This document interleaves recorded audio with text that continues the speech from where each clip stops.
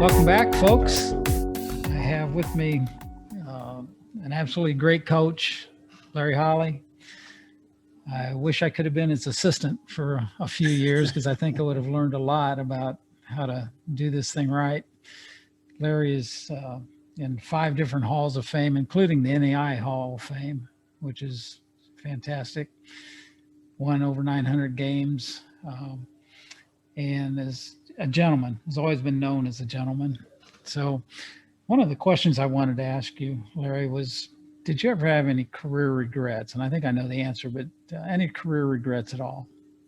You know, I knew this question was coming, and I talked to my wife about it, and the answer is no. But I will say there, you know, there was a time at William Jewell that I had a chance to go somewhere else. I'm not going to say where it was because I kind of went up there in the darkness of night, and nobody knew I really talked to anybody about the job. But no, it's the toughest decision though was leaving Northwest Missouri and coming to William Jewell. I just become the head coach, was in the second year. We went 15-11, which was the first winning season there in a number of years. And so I was very happy. We'd had a great recruiting year. And then all of a sudden, William Jewell enters the picture. And initially, I wasn't going to interview for the job. They didn't have fulls, didn't have full-time assistant, all that sort of thing. And so my wife and I made a list, Joe, of reasons to stay and reasons to leave. And some as important as the educational system, the health system, hospitals, some as minuscule as, well, Liberty has a McDonald's and Maryville does not. Back in the spring of 1979, and Maryville did not have a McDonald's. So we wrote down everything. There were 76 reasons total. And then we went down, okay, this one favors William Jewell, this one favors Northwest. We added them up, and guess what? 38 to stay, 38 to leave. True story.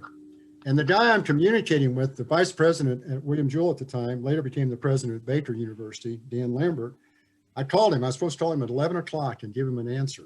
And I called at about, 10:45. I said, can I have another hour?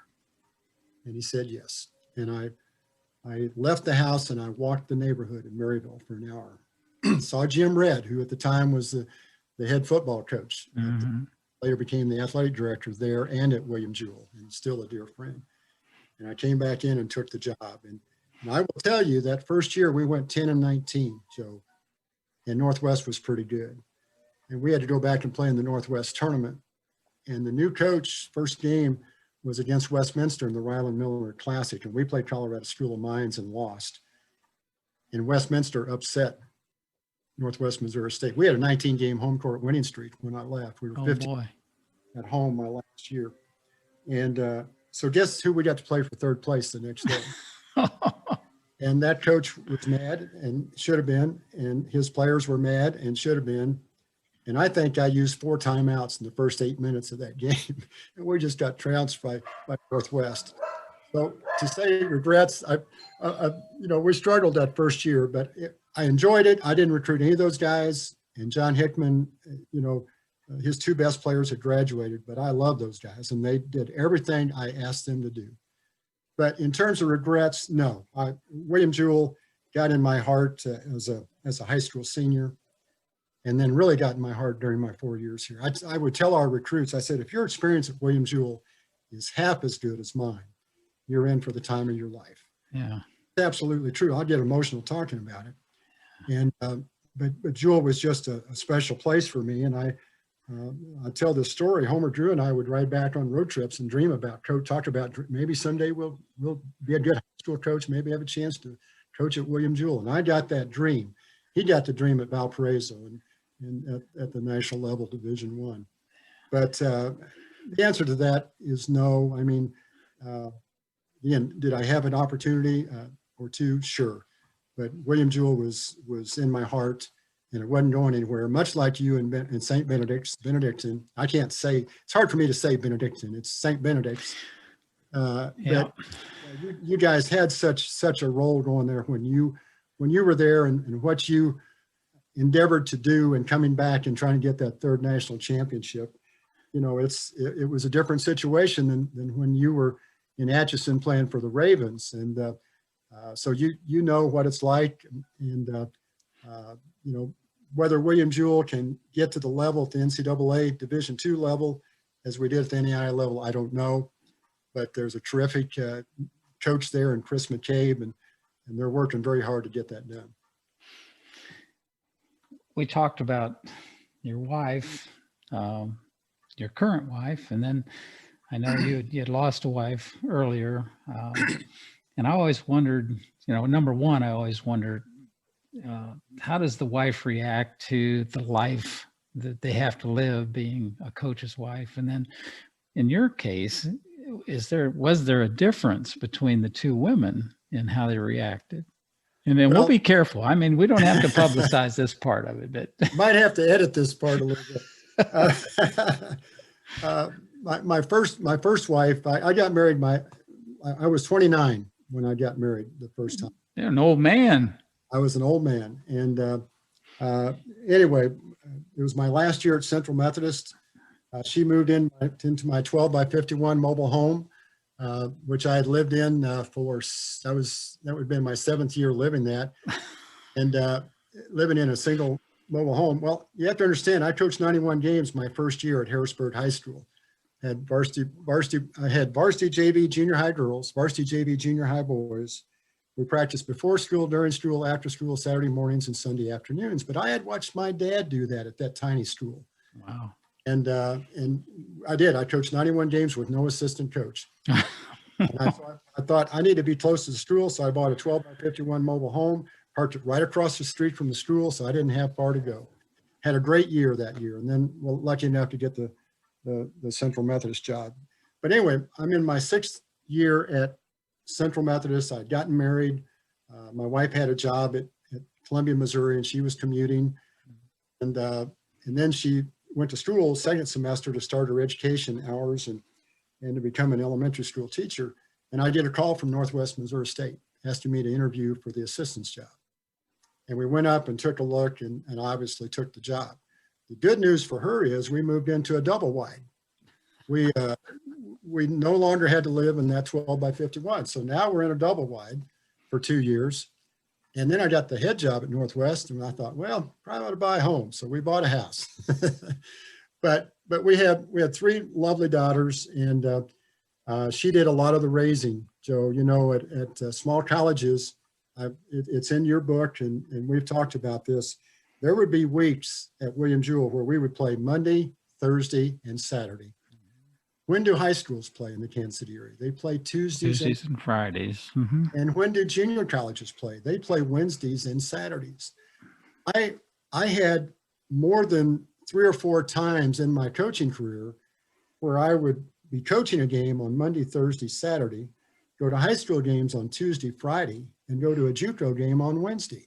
And so Sunday was, you know, and then, you know, you get up, go to church. I mean, she did a marvelous job raising our daughters. Now I'd get them up in the morning and help them make their bed, and I'd put them, if they were still awake when I got home, we'd say our prayers and all that sort of thing. And I was involved. I wasn't an absentee father, but she did most of the raising, and that's a great compliment to Ann. And sadly, she got something called ARDS, acute respiratory distress syndrome, and passed away in 2006. But one of her best friends, I always say she continued to take care of me. One of her best friends introduced me to my wife, Linda, a retired school teacher. And she had been a cheerleader in high school following, you know, the basketball team. And she even cheered at a tournament at William Jewell when she was in high school. They had a high school tournament at Brown Gymnasium, which you didn't have very many nice things to say about Brown Gym in your book. But it was pretty good home court advantage. Not quite as good as the one, the Raven's Nest and all that sort of, the pit and all that. But anyway, she went to every home game, and she'd have the 3 daughters dressed to the nines, and she would go to all the local games. One of the things about the Heart, you know this as well as I, we had 6 opponents, if you include Park and Rockhurst, on our schedule. but with Avila, Mid-America, Baker, and Benedictine, we ate our pregame meal for those road games in our cafeteria. Yeah. We Yeah. would eat in our cafeteria, get in the 2 vans and drive. Yeah. So went to all those games, but she didn't go to all the other road games. Linda, on the other hand, her family's grown. She's retired. She went on every trip. She traveled to Louisville. She traveled to Indianapolis. Wow. She traveled to St. Louis and Springfield and all the schools in our league and any other big trips that we took in Florida or wherever. But she was a cheerleader, so she's been around athletics. And, she's until she hurt her knees, terrific tennis player. She was a skier. She's got medals for downhill skiing for her age group. So she was a very good athlete and very supportive. Both of them, loved our players. Obviously, as my daughters grew up, we'd have players over and this and that. And it was a good family atmosphere. But Linda would get involved. She helped put together a picture calendar for our basketball team every 2 years. And, with the help of her daughter. And as I mentioned earlier, she had taught photography. She was an art teacher. I think the good Lord thought I needed some of that culture in my life. I had been to the Nelson Art Gallery, but, I couldn't tell you the difference between all the different types of paintings. She tried to teach that to me, but as they say, I've outkicked my coverage twice. I'm blessed. She had 2 daughters, 4 granddaughters, and 1 great-granddaughter. I have 3 daughters, 3 granddaughters, and 1 grandson. So women have had a great influence on me, from my mom, wives, to my daughters, to my granddaughters. But it's been a great life. I've been very blessed, and I couldn't have picked 2 better people to spend my life with. That's terrific. I wanted to just, when you get out of coaching, I kind of went through a withdrawal, and you may have also. What are you doing now to stay close to the game? Well, I was just getting used to being retired when all this COVID stuff hit. And I think maybe I'm glad I'm not coaching now. All the things those guys have to go through, and you go on a road trip and the game's canceled once you get there. Our team at McKendree this year. But with the COVID, nobody's allowed. I would go to, well, let me back up. My first year out, I didn't want to be a distraction. So I didn't go to any of the early practices. Obviously, all the returning guys had played for me, and I had helped recruit 2 or 3 of the new guys. I did go up to a practice, and Coach McCabe welcomed me, and the team did, and I just didn't want it to be a distraction. But I did start going to games, but I sat as far away from the team as possible. I didn't sit behind them or on the baseline or across. I sat across from the visiting team and tried to be inconspicuous, just sitting up there and enjoying the game. And so I go to the games. But this year, there's no spectators, only the players, the coaches, the referees, the essential personnel, your timer, your scorer, your filmer, your statistician. And so I talked to our women's coach, who's my best friend, and I said, I'd be willing to do some color work, make some comments if I could be on the webcast. It would at least get me in the gym where I could watch the games. So this year, I have been, for lack of a better term, the color guy for all the home games for men's and women's basketball, and really enjoyed it, and hope I added a little bit to it. But I had a scary moment last Saturday. So I usually get there about an hour or a little more before the game. Well, I was running a little late, so I get there about 45 minutes before the game. And the SID comes up to me and says, Coach, our play-by-play guy can't be here. Oh, no. He's not here. Well, what about the student? Because this has happened a couple other times, but a student would fill in. Well, the student's under quarantine with the football team, COVID. So panic, I was probably more nervous last Saturday trying to do play-by-play and color than I ever was coaching a basketball. There's exceptions to that. So here I am, and I can do decent play-by-play because I know the Jewel players, but I hadn't spent any time memorizing the names of the Truman State players. And bless their hearts, I was wanting to say number 10 passes to number 40, number 40. But it's they can watch the game. But so I've done that, and then I've been writing a book, as you are well aware. Yeah, that's taken quite a bit of time. And then I've been organizing Zoom calls, and that's really been a blessing. One of my best experiences at William Jewell was being in the Lambda Chi fraternity, and some fraternity brothers and I have been doing Zoom calls since July, once a month. And so I decided, I learned how to do that and host one. And so I've done them with some of the former teams I played on at Jewell, and then former teams I coached at Jewell. And it's just fun to get those guys and let them interact. And I just sit back and I just enjoy them reacquainting themselves with each other. And I'm going to have another one, a new group from the 65 team I played on back in the day that Homer Drew, that a lot of people know, was on that team. I think that's terrific. I've got two other questions, and I'm going to let you go. First one is, and I talk about this. In fact, I have a whole chapter in my book about this. It talks about why men especially, but now I think there's a lot of women too. Why do they want to be coaches? Is there anything that you can put your finger on as why somebody'd want to be a coach? Well, I know I've had a number of players. I think I have on my coaching tree through Jewell maybe about 87 either assistants or former players that have gone into coaching. Wow. And, some of that may be my fault. Some of them coach for a while and get out of coaching. I think anyone who's been an athlete at some point in time during their athletic career has probably thought about coaching. Now, maybe not seriously, but have probably thought about it.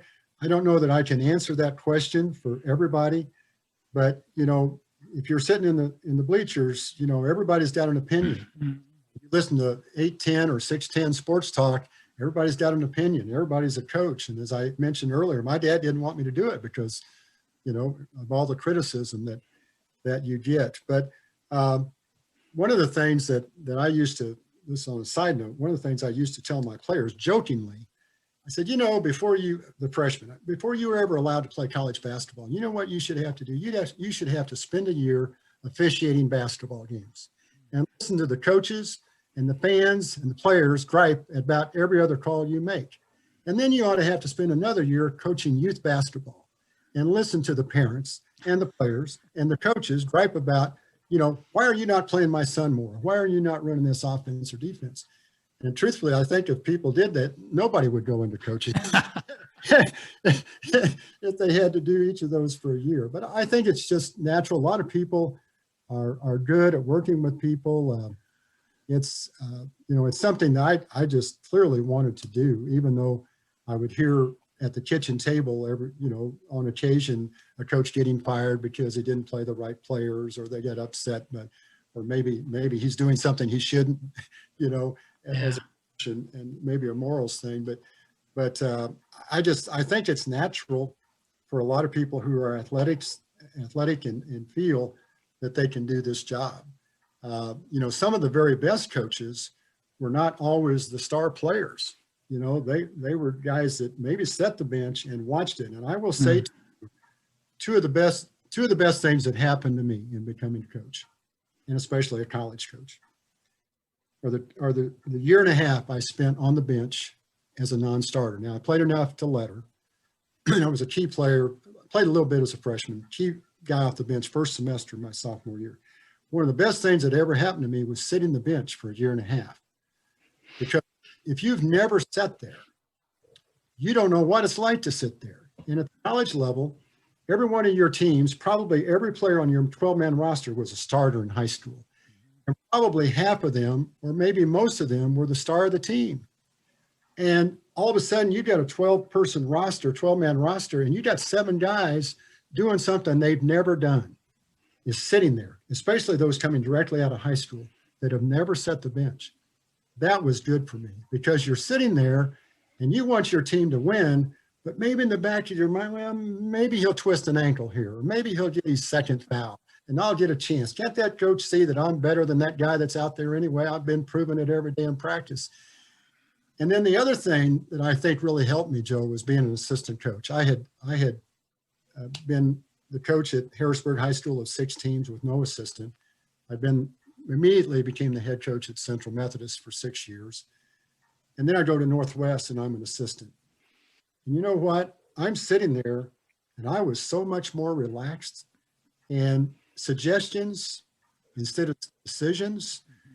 I saw the game so much clearer in those 2 years. It's amazing, because it wasn't on me to make that decision or to make that adjustment. But I felt really good to recommend that to the coach, and Bob Eigelhart was great in letting me do that and encouraged me to do that. So from my perspective, the year and a half I spent because I'd been a starter all 4 years in high school, and I'd never been an assistant coach, but those 2 things really helped me. But for everybody else, I think it's human nature for somebody that's a good athlete, maybe wants to try his hand at coaching.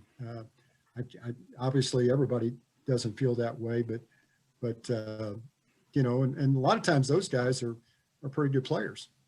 Yeah. Last question I have before I do want to talk to you about the book you're planning to write. But before we get into that, do you have any career advice that you'd like to give to the younger coaches that may be watching this? Well, you hit on this in your book. You get a chance to volunteer to be a coach. If at the college level, you'd be surprised how many small colleges don't have full-time assistants, like at William Jewell for my first 37 years, didn't have a full-time assistant. But maybe volunteer at the high school level or junior high level, or just to see if it's something you would like to do, but volunteer. And in some cases, there might be some minimal pay involved, but not something that's going to probably support you where you quit your full-time job. Go to clinics and see if that's something you'd like to do. Greater Kansas City Basketball Coach Association puts on some great coaching clinics. That's diminished this year with COVID, obviously. But you can go listen to people. I would encourage you to maybe go, if your regular job allows you to do this, go to a high school practice or go to a college practice and watch how that coach works and see if that's something you think you could be in charge of. I remember the first time that I was a head coach. I'm at Harrisburg, and I'm thinking, how do I teach the VCAT? I mean, I had never been in that situation. I go straight from William Jewell playing for 4 years to graduate school to head coach at Harrisburg. Now I'm coaching 6 teams, and there's kids that have never, at the junior high level, who have never shot a layup. And I'm thinking, okay, I can demonstrate, but how do I break it down for them? Yeah. And I looking back on it, if I have a regret, I probably would go back and be an assistant somewhere in early years, certainly at the college level, to be around somebody that would be a mentor to me, that I could see how it's done. Yeah. Because I was watching video, whatever was available back then. I was reading books. I was going to coaching clinics. And a lot of times at coaching clinics, those guys up there talking about their state championship team, they're not talking to me. Because I remember going to a coaching clinic. Walt Schublum used to put on Clinic of Champions, and everybody that was in his clinic had won a state championship the year before. And this one coach was going to talk about a 1-3-1 offense, and I thought, that's something I want to put in. So I go up there, and the guy, this is honest, good, and true. I'm simplifying this a little bit, but he'd put up a 1-3-1 offense, and the point guard would pass it to the wing, and then pass it to the low post guy, and he would turn and score. I'm writing all that down. Second play, pass it to the wing passes it to the high post passes it to the low post, turns and scores. I mean, he had 3 or 4 plays like that. And then he explains that his front line is 6'10" and 6'6" and 6'5", and 2 of them assigned Division I. He wasn't talking to anybody in that room except maybe the other people on the clinic staff. He sure wasn't talking to me. So sometimes you have to watch watch and listen, but there are always things at clinics, watching videos. The other area is working summer basketball camps. I will tell you honestly, I had never run a basketball camp until I was at Central Methodist, and Bob Vanetta, Gary Filbert, and Gary McLeod was coach at Columbia Hickman. Filbert was at Mexico High School at the time, and then later Missouri Western. And Bob Vanetta had coached at Central Methodist and won a couple of national titles at Southwest Missouri State, and had coached at the University of Missouri prior to Norm Stewart. They started the second camps in the state of Missouri. The first, Easy Ed McCauley in St. Louis. Oh, yeah. Basketball camps. Yeah. So I got to work those camps. I got to watch those guys run drills. And I was just soaking it in, because here's these three highly successful coaches running this camp, and I'm getting to listen to them. And even when I was became head coach at Northwest Missouri State, Richard Fairchild and Jerry Brown were two distinguished Hall of Fame high school coaches, one in Missouri, one in Iowa, and they worked our camps. I learned from them. I'll tell you what, I learned a lot from Lee Carricker. I learned a lot from Dan Longstreet. All the assistant coaches I've had, I've learned from. But as far as somebody wanting to go into coaching, I would say that volunteer your time, offer to work basketball camps, get where you can get around other coaches where you can learn the game, and see if that's something you'd like to do. That's great advice, really is. Well, the final thing I want to just visit briefly is, you told me you've written 90 stories, and you're going to put this in a book. And I don't know if there's going to be more stories than that or not, but that's pretty impressive. 90 stories. Tell us a little bit about that. And well, I'm not sure they're all print worthy, but at the end of my of the 98-99 season, I was encouraged to write a book on the history of Williamsville basketball, which I did. Never got published because the publisher passed away, and I got involved in other seasons. And I may eventually get back to that. But towards the end of my coaching career, being the veteran coach in the department, I would have some of the younger coaches come in, close the door. Coach, I need to talk to you about this problem I'm having with a player or with the team, or can you help me here with how I go about doing this with the athletic director or the president of the college, whatever. So I would share stories about my coaching career, about my life, that fit into whatever they were wanting an answer to. And then they start telling me I should write a book. And so when I retired, I thought about that. And with the encouragement of my wife, I started writing. I would just sit down at the computer and just write a story. And then I'd write another story. And then I kind of got serious about it. And one of my coaching friends is writing a book. He's working with publishers. One of her best friends from high school is writing a book, and she has helped edit those two books. And we've learned a lot. I talked to two people today giving me advice on the book, whether I should get a publisher or self-publish. You have given me a lot of good advice as well. And so I'm writing these stories. We're using something called Pro Writer to try to make sure I'm dotting the I's, crossing the T's. My grammar's pretty good. Decent writer. My wife is much better. I'll write a story and then she'll make it much more interesting. So I want to give her credit for that, for sure. But it's about my life. And most stories revolve around basketball. Yeah. I haven't told you this story, but on my mom's side, she had a sister who scored 102 points in a single game in the 20s. And her son got a full scholarship to the University of Missouri. He was the best player probably ever to play at Coffee High School in North Missouri. He was 6'4", an all-stater, and took him to the state tournament. And then I had another cousin from Coffee, my mom's another son of another of my mother's sisters. He held the single game scoring record at Northwest Missouri State in the 40s. He had scored 38 points in a single game.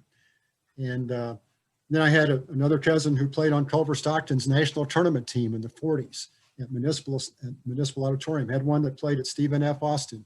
So on that side of the family, there was a real basketball influence. But yeah, it's been an interesting life, and I've been blessed in so many ways. You grow up in a community of 175 people, and you don't lock your house. You don't lock your doors. And Yep. a lot of people grew up like that. Yep. I know I didn't realize how blessed I had it with my parents, with my classmates, and at that tiny high school where everybody did everything. You know, Yeah. if you wanted to be everybody had to be in the class play to have enough people to be in the class. That's right. Be on the basketball team, here's a uniform. You want to be on the track team, here's a uniform. You want to be in the choir, you could be in the choir, but you might be asked to sing very softly if you couldn't carry a tune. But and that's one of the reasons I like Jewel, because I could be in things other than just basketball. But basketball has dominated my life. Yeah. I've been blessed to meet people such as Joe Brickner in my life that have enhanced that experience for me. Well, I tell you, this has been terrific, Larry. I really appreciate you coming on. I know that you'll tell your Jewel friends that these podcasts are going to be available. And for those people who do watch this, I'd ask you to subscribe to the podcasts, or at least like them. You can make comments on them. My goal is to bring in leaders who can help influence others while also telling interesting stories about how they got to where they are. And Larry, you've just been outstanding, outstanding individual, absolutely great career, good man. And I sure appreciate you taking the time to be with us, and good luck. I'm looking forward to your book. Joe, it's been a pleasure. It's been an honor. And I love your book. I love what you're doing, encouraging young people to consider coaching. But thank you very much for this opportunity. You're welcome. Thanks, Larry. Thank you.